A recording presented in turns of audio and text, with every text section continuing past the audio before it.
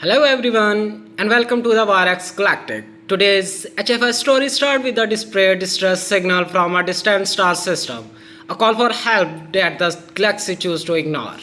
Humanity did not. What follows is not diplomacy or agreement. Humanity responded by deploying the legendary Deathworlder war fleet. Throughout of this story, I shall break down the key moment and decision that reveal why humanity is feared, underestimated, and ultimately respected across the galaxy. Stay with me until the end because the importance of this decision reshape humanity's rule is a universe forever.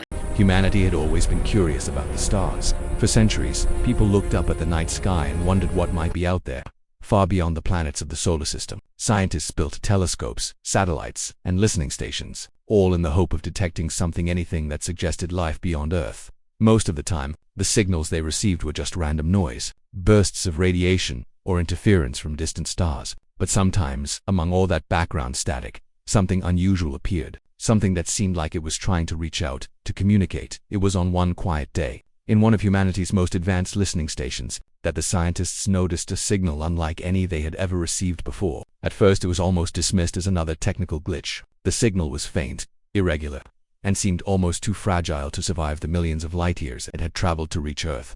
But as the scientists studied it more carefully, they realized it was a message, a deliberate one. It was not random. There was purpose, there was structure, and most importantly, there was a sense of urgency.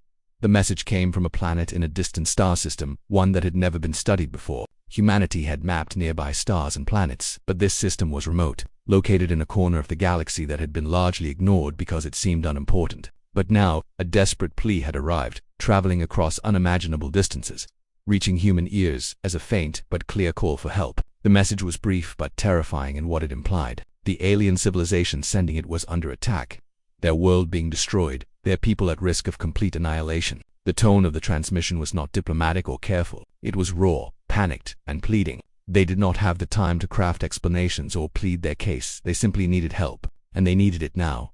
When the message was brought to the attention of humanity's leaders, scientists, and military strategists, the reaction was immediate and intense. There was disbelief at first. How could a civilization so far away survive long enough to send a message? How could they hope for help from a species like humans, so far removed and so limited in presence compared to the vast expanse of the galaxy? Analysts pored over the data, confirming its authenticity, running simulations, and trying to determine the scale of a threat the aliens were facing. Every calculation made it clearer. The alien planet was facing destruction, and the attackers were overwhelmingly powerful. The situation was catastrophic, and time was running out.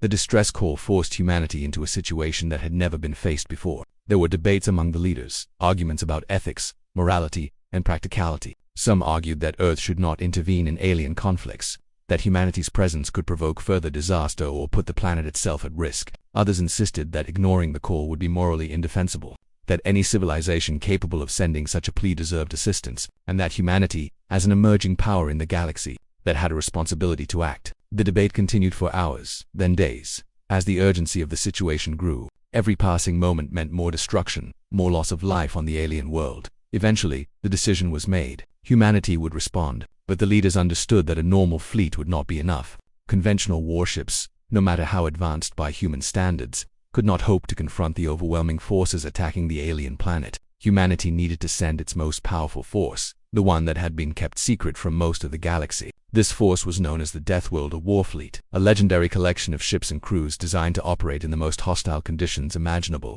The Deathworlders were trained to face threats that no ordinary soldiers could survive. They had weapons and defenses far beyond anything humans normally deployed, capable of destroying enemy fleets, bombarding planetary surfaces, and surviving conditions that would instantly kill anyone else. Sending this fleet was not just a military decision, it was a statement. Humanity was stepping into a role that few believed they could ever play.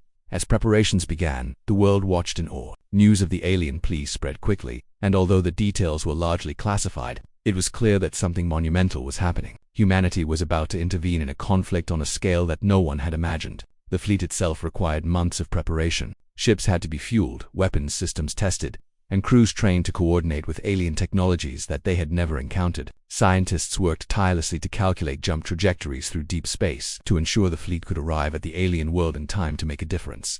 Every decision mattered. Mistakes could mean failure, and failure could mean the extinction of an entire civilization.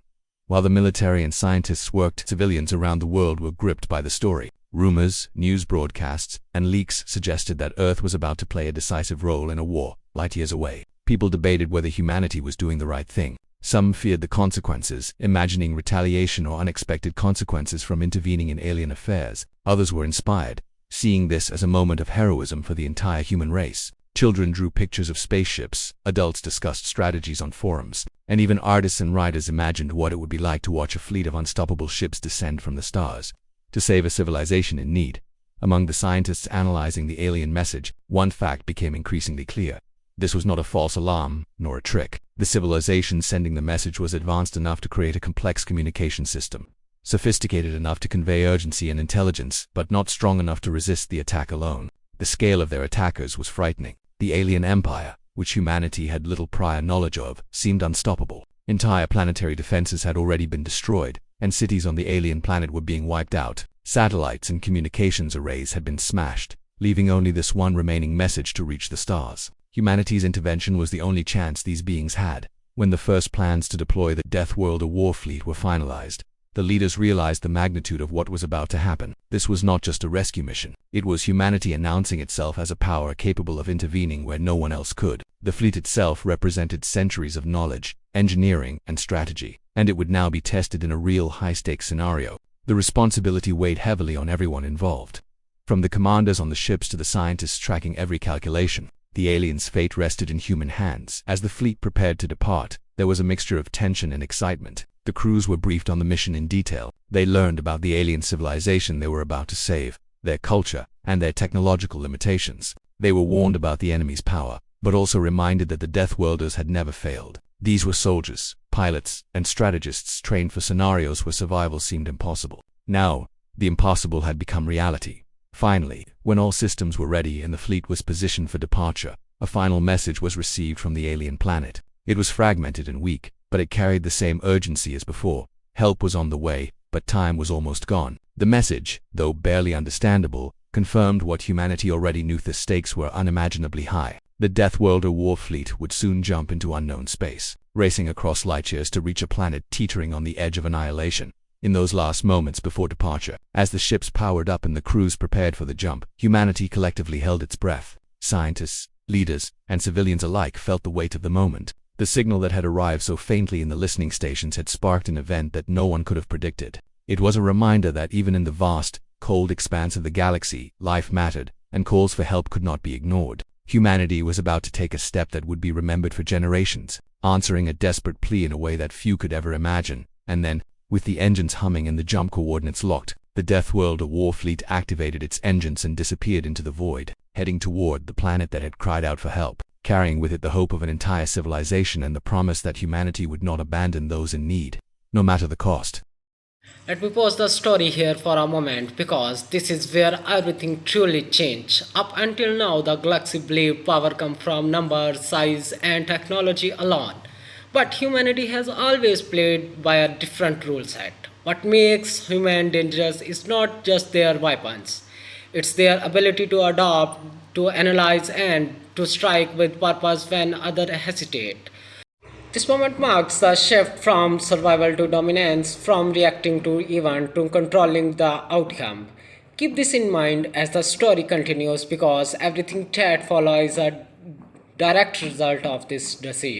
As the Deathworlder war fleet prepared to leave Earth, the reality of the mission began to settle on everyone involved. This was not just a journey through space, it was a mission unlike anything humanity had ever undertaken. The fleet itself was enormous, made up of colossal ships that dwarfed even the largest space stations humans had built before. Each ship was bristling with weapons, shields, and systems designed to survive conditions that would kill ordinary humans instantly. The fleet was also crewed by the most highly trained personnel humanity could muster, pilots who had spent years in simulation, training for impossible battles, soldiers conditioned to operate in hostile environments, engineers who could fix critical systems while under fire, and strategists who could calculate dozens of battle outcomes in seconds. The planning for this mission had begun weeks earlier, but now, as the fleet prepared to move, the tension was palpable. Scientists ran final simulations, checking warp trajectories and jump coordinates, making sure the fleet could reach the alien planet as quickly and safely as possible. They also had to account for unexpected hazards, rogue asteroids, enemy ambushes, and unknown cosmic phenomena.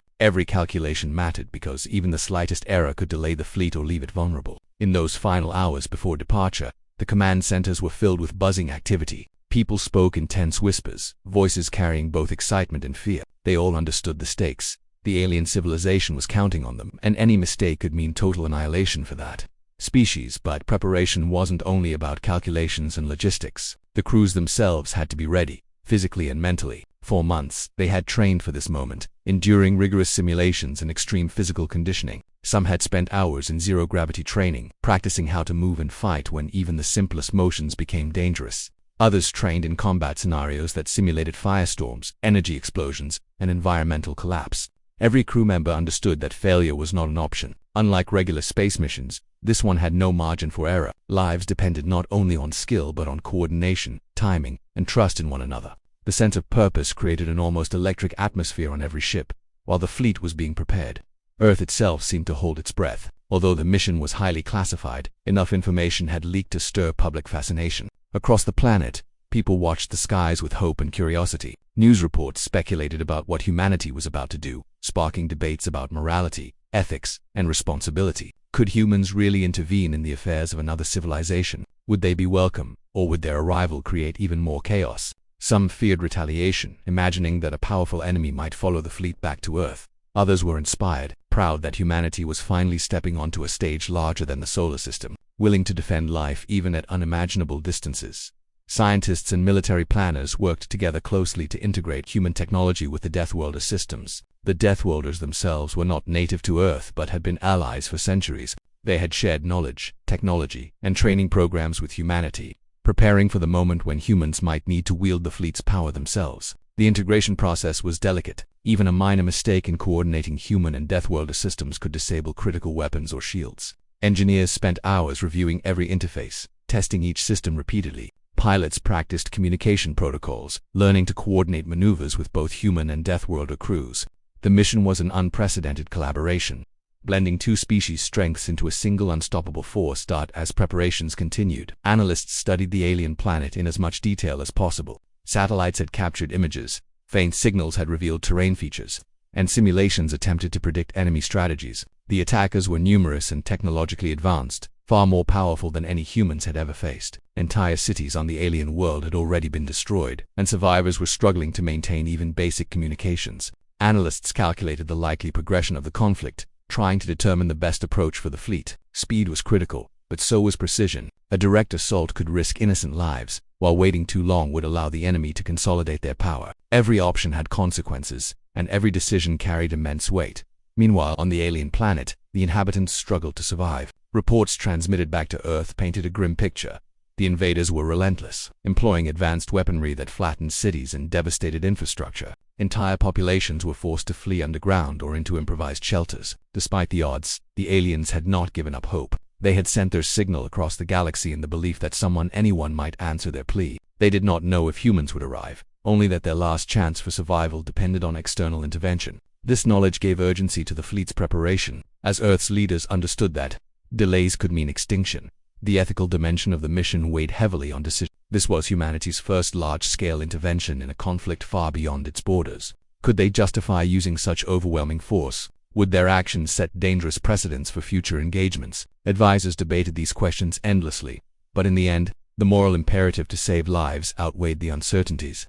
The Deathworlder war fleet was humanity's ultimate tool, and now it had a purpose: to rescue a civilization that might not survive without intervention. The debate ended, and the mission moved forward with decisive authority. In parallel with planning and strategy, humans and Deathworlders worked to prepare the soldiers emotionally. Many crew members had never left Earth's solar system before, and the scale of what lay ahead was staggering. Simulations attempted to recreate the sensory experience of combat in alien space. The chaos, the sudden explosions, the overwhelming enemy forces. Soldiers learned to rely on instincts, training, and trust in their comrades, knowing that panic or hesitation could cost lives. The psychologists worked to ensure that the crews could endure the stress, remain focused, and perform at peak efficiency despite the extraordinary danger. As the launch date approached, the mood among the fleet crews shifted from anxious preparation to determination. They had trained for this moment, and now it had arrived. Ships were fueled, weapons were tested, and shields were at maximum capacity. Every crew member had memorized their responsibilities and drilled endlessly on contingency plans.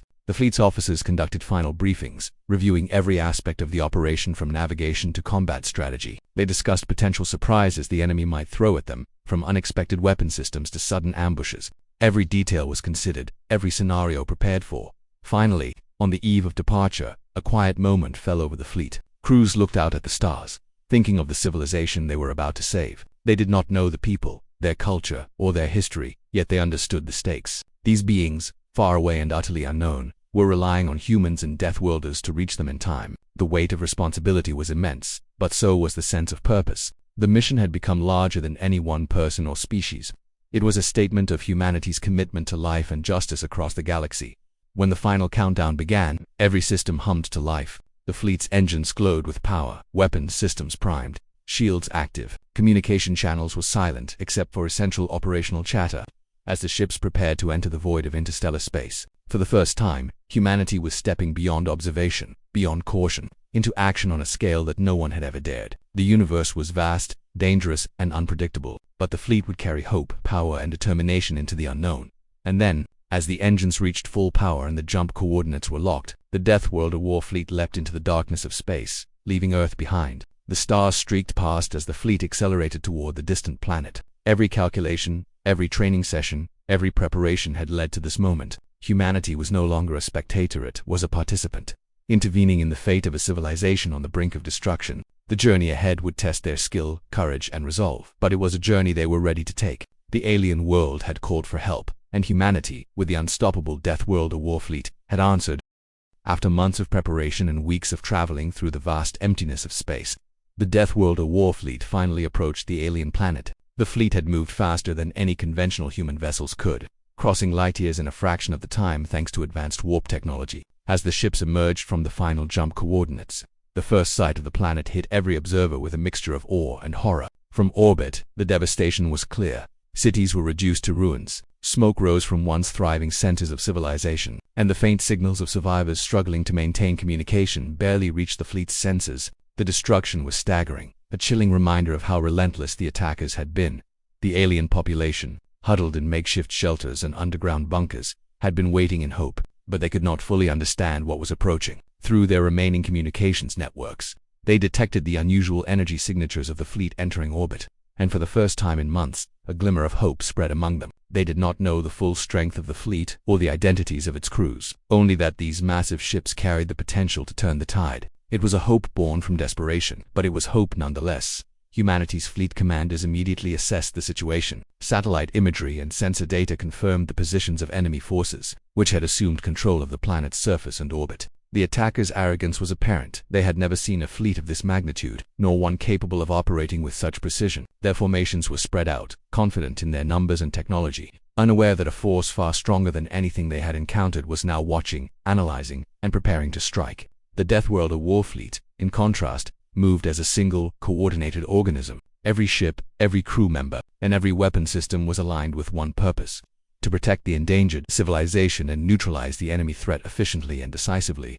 The first moments of engagement were tense. Both sides recognized each other immediately. The alien attackers had been expecting reinforcement of some kind, but nothing of this scale or ferocity. Sensors detected energy signatures far beyond normal warship capabilities, shields that could withstand planetary bombardments, and weapons that could obliterate entire fleets. The attackers hesitated, assessing the threat, and that hesitation alone gave the survivors below a brief but vital window of hope. In that moment, the Deathworlders and human crews prepared for the battle ahead, calculating every possible strategy to minimize collateral damage while maximizing effectiveness against the enemy. When the first salvo was fired, it was devastating. The Deathworlder ships unleashed precise, coordinated attacks from orbit, unlike conventional bombardments that might destroy indiscriminately. These strikes targeted enemy formations with surgical accuracy. Entire squadrons of hostile ships vanished within minutes, their energy cores detonating in flashes visible even from the planet's surface. Orbital bombardments were carefully calculated to avoid areas where survivors were known to be hiding, demonstrating both the technological superiority of the fleet and the discipline of its crews. Each move was intentional, a demonstration of power and restraint combined in a way that the enemy had never experienced. The alien attackers, initially confident, were forced to adjust their strategies rapidly. Their attempts to engage the fleet directly resulted in catastrophic losses. Ships that had seemed invincible were destroyed almost instantly. Defensive systems failed under the precision strikes of the Deathworlder weapons. Command structures on the enemy side were thrown into chaos as leaders realized they had underestimated the capabilities of their opponent. In the midst of this confusion, the surviving defenders on the planet gained new courage. With the Deathworlder war fleet providing support, they began to reclaim areas that had been lost, moving cautiously but determinedly to restore control over strategic points on their world. Humanity's commanders monitored the battle closely, coordinating with the Deathworlder officers to adapt tactics as the engagement evolved. They had anticipated a straightforward orbital strike might not be enough, so contingency plans included simultaneous ground operations, precision strikes, and diversionary maneuvers to mislead the enemy. Every action was calculated to reduce risk to the civilians and maximize pressure on the attackers. Human analysts worked tirelessly in the command centers, monitoring real-time data streams and adjusting fleet movements. The result was a synchronized display of military power that combined the best of human ingenuity and Deathworlder experience for the people on the ground. The appearance of the fleet was nothing short of miraculous. Survivors watched as massive warships hovered above them, their silhouettes cutting through the planet's smog and smoke. Explosions erupted in enemy-controlled zones, but the fleet's precision ensured minimal impact on civilian areas. Families that had been trapped for weeks in underground bunkers could hear the distant roar of energy weapons and feel the tremors of attacks aimed at the invaders. Hope that had been almost extinguished returned in full force. Even those who had lost everything found the courage to rise, to fight, and to begin the process of reclaiming their planet. Inspired by the fleet's intervention, the enemy, despite their advanced technology and overwhelming numbers, began to falter. Their overconfidence had led them into a situation they could not control. Every attempt to regroup or counterattack was met with overwhelming force. Fleets that had seemed unstoppable were decimated in seconds. Ground forces, relying on heavy machinery and conventional weapons, found themselves powerless against precision orbital strikes and advanced infantry support. Morale plummeted as the attackers realized they were not facing ordinary soldiers. They were facing a force that had been honed to perfection, a combination of human strategy and Deathworlder combat experience that was nearly impossible to counter. As the battle progressed, coordination between the Deathworlder warfleet and the surviving alien forces became increasingly effective. The fleet's advanced sensors could detect enemy positions and relay information to the defenders below. Strategic points were retaken, escape routes secured, and supply lines restored. The survivors, many of whom had felt helpless and abandoned, suddenly had the means to resist. Small victories on the ground boosted morale and demonstrated that the enemy was not invincible. The Deathworlder war fleet's presence was not only a physical advantage but also a psychological one, inspiring courage and determination among those fighting for their lives. The pace of the battle was relentless.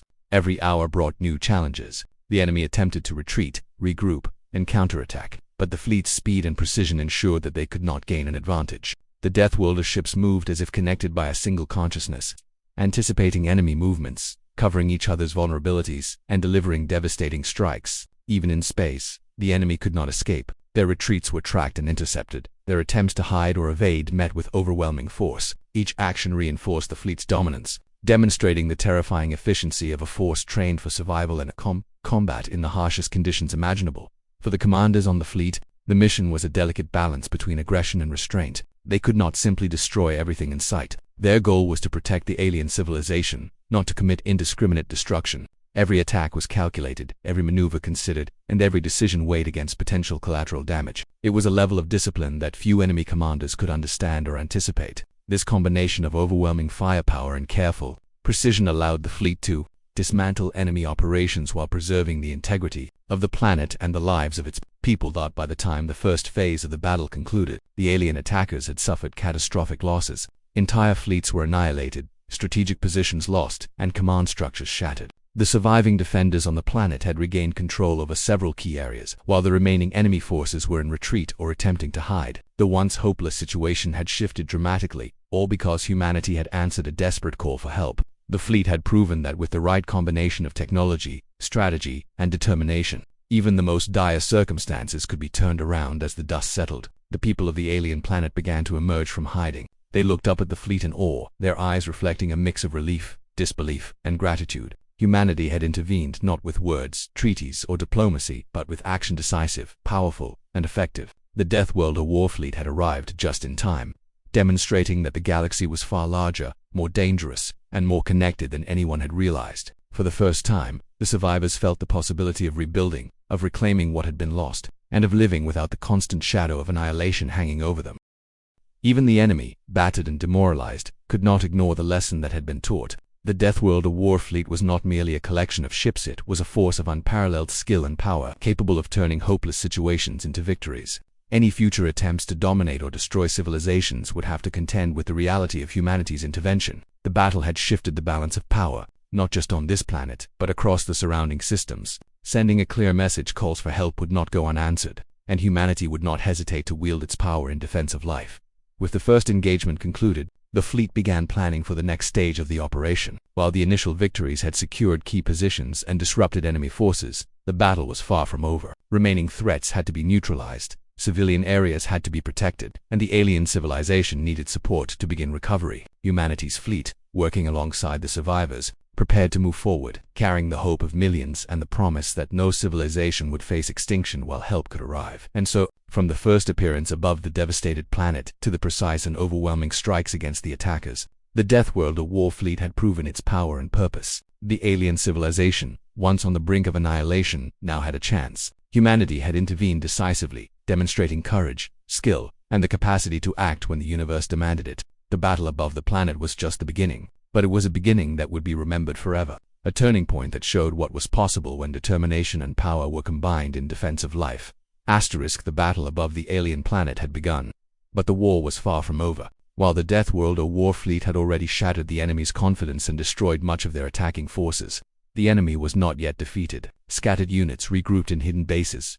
Using every advantage they could find, they tried to repair damaged ships, gather their ground troops, and launch counterattacks in pockets where the fleet had not yet reached. The alien defenders, though emboldened by the fleet's arrival, were exhausted and traumatized by weeks of relentless assault. The planet was a place of ruin and chaos, with smoke rising from cities that were now little more than crumbled ruins, and survivors cautiously emerging from shelters to see if life could continue. The commanders of the Deathworlder war fleet understood that the initial engagement was only the first phase. The enemy's remaining forces, though smaller and disorganized, could still cause devastating damage if allowed to regroup. Every ship and crew member was briefed on their next steps. Precision strikes would continue, targeting command centers, energy nodes, and supply lines, while orbital sensors would coordinate with ground forces to support the alien population in reclaiming their cities.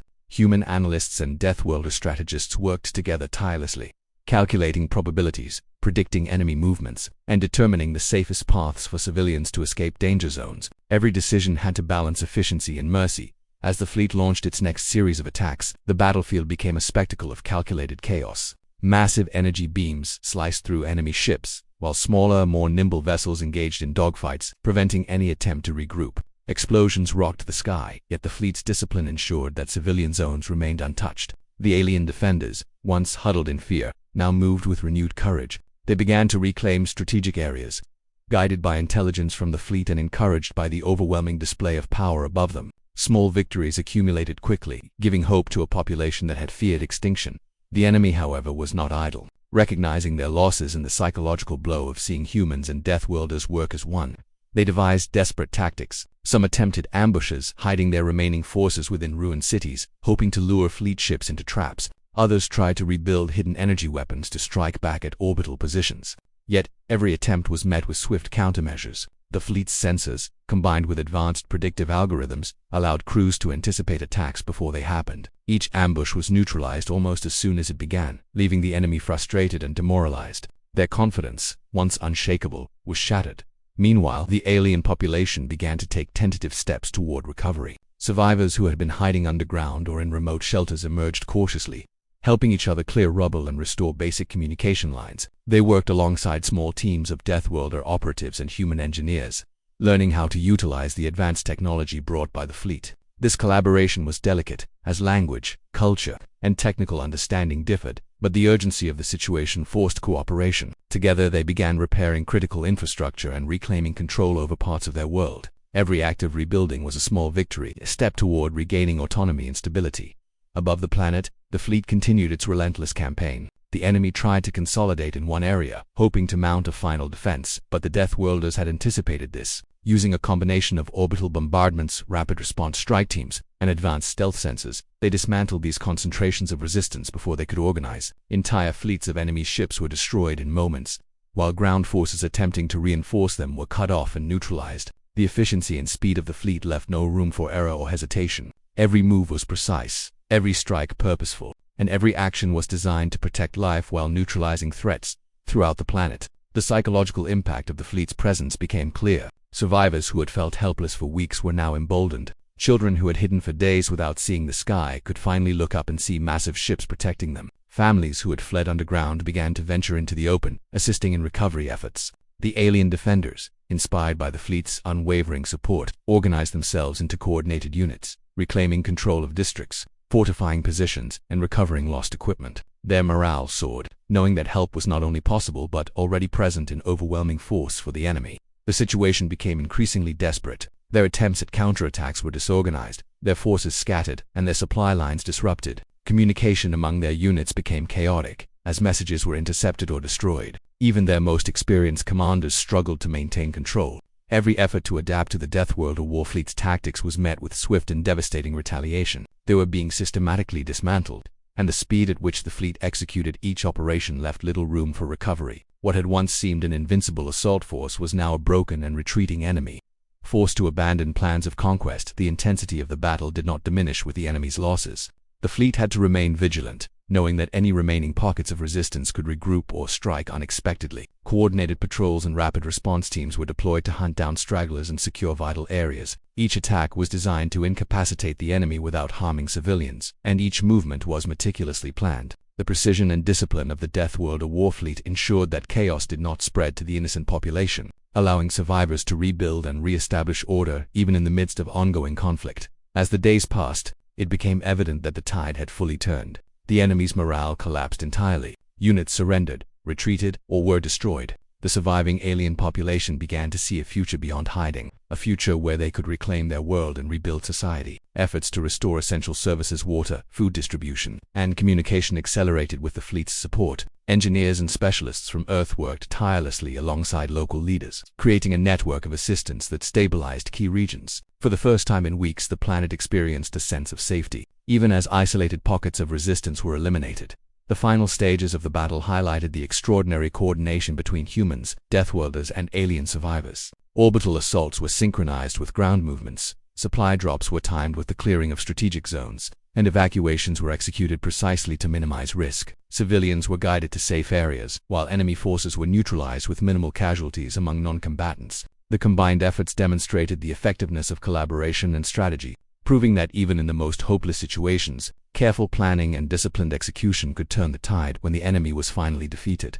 The planet was left scarred but alive. Entire armies were annihilated, and cities were in ruins, but the people survived. Those who had hidden for weeks now stepped into open streets, witnessing the magnitude of the fleet's intervention. Relief, gratitude, and awe filled their hearts. They understood that their survival was not a result of luck but of deliberate, precise action by humans and death. The intervention had not only saved lives but had also provided a blueprint for rebuilding society.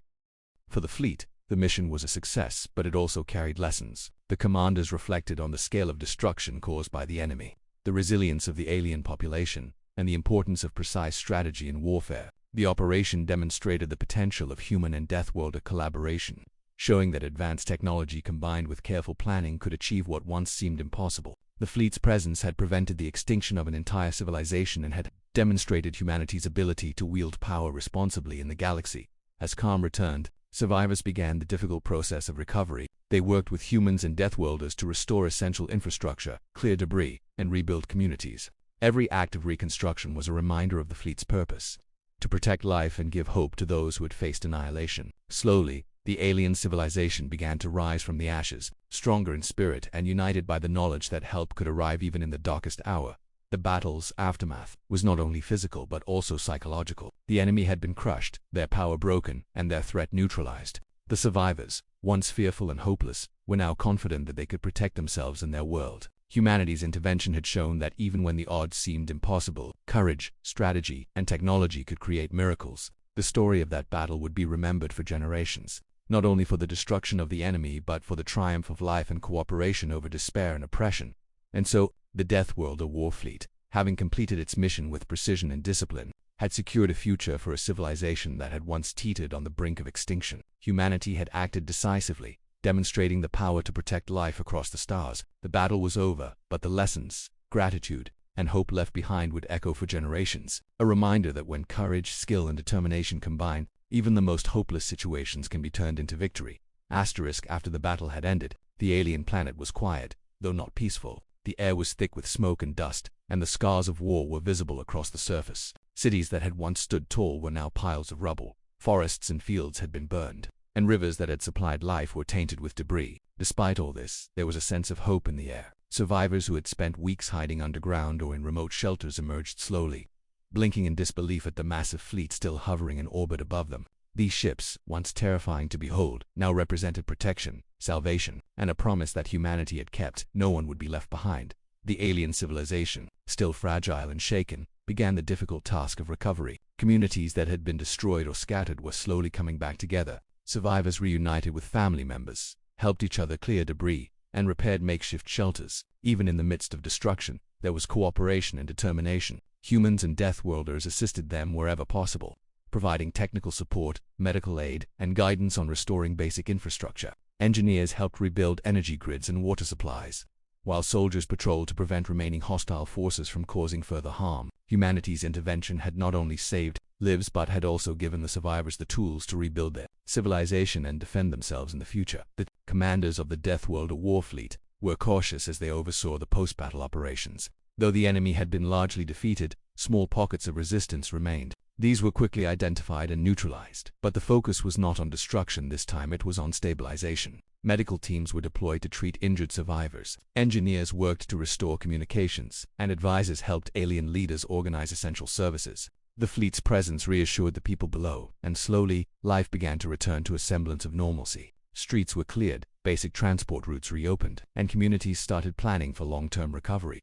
For the aliens themselves, the experience was transformative. They had been on the brink of extinction, and their society had been shattered. Yet, witnessing the strength, discipline, and mercy of the Deathworlder war fleet had changed them forever. The fleet had not destroyed indiscriminately. Every strike had been calculated to minimize civilian harm while neutralizing the enemy. The aliens began to understand that power could be wielded responsibly, that strength did not need to come at the cost of innocence. This lesson, though costly in terms of destruction they had already endured, gave them a foundation for rebuilding their society with new values of caution, resilience, and gratitude. Asterisk back on the ships. Human and Deathworlder crews reflected on what had happened. The mission had tested every skill, every calculation, and every nerve. For weeks they had faced the unknown, confronted enemies far stronger than anything previously encountered, and witnessed devastation on a scale they had only imagined in simulations. And yet, they had succeeded. They had saved an entire civilization from extinction, and their actions had reshaped the balance of power in that part of the galaxy. The experience left a profound sense of accomplishment, but also a sobering awareness of the responsibilities that came with such power. Humanity now had the ability to intervene in the galaxy in ways that were unprecedented, and with that ability came both opportunity and moral responsibility. As the fleet prepared to depart, the alien leaders requested a meeting with the human commanders. Though communication was initially challenging due to language and cultural differences, translators and interpreters quickly facilitated understanding. The aliens expressed profound gratitude, recognizing that their survival had depended entirely on the intervention of humans and Deathworld. There were ceremonies, small gestures of appreciation, and speeches that attempted to convey emotions that words could barely capture. For the humans, it was a reminder that their actions had tangible consequences. Lives had been saved, futures preserved, and hope restored. The aliens also shared stories of what they had endured during the attacks. Entire families had been lost, cities destroyed, and centuries of knowledge almost erased. Survivors recounted the fear of waiting underground, the uncertainty of whether help would ever come, and the despair of seeing their world fall apart. Hearing these stories strengthened the resolve of the fleet's personnel. They realized that their mission was more than a military operation, it was a commitment to life, a testament that no civilization should face annihilation without hope. Humanity had not just intervened, they had demonstrated compassion, courage, and responsibility on a cosmic scale. For humanity itself, the mission had implications far beyond this single planet. News carefully curated for security spread slowly to other colonies and worlds. Humans began to understand the scale of their power and the responsibilities that came with it. The intervention showed that they could act decisively when life was at stake, and that their decisions could impact civilizations light years away. For leaders, scientists, and strategists, it was a lesson in coordination, preparation, and the ethical use of force. For ordinary citizens, the story of the fleet inspired pride, hope, and curiosity about the wider galaxy. Humanity was no longer merely a planet-bound species. It had become a force capable of protecting life across the stars. As weeks passed, the alien civilization began to rebuild. Survivors cleared rubble, repaired homes, restored energy networks, and cultivated food supplies. Schools reopened, medical facilities became operational again, and communication lines with neighboring planets and systems were re-established. Every act of reconstruction was aided in some way by humanity's intervention. Engineers, advisors, and medics from the fleet remained for weeks to ensure that recovery efforts were sustainable. They trained local populations to maintain systems, guided them in defensive strategies, and helped them establish long-term governance structures that could withstand future threats.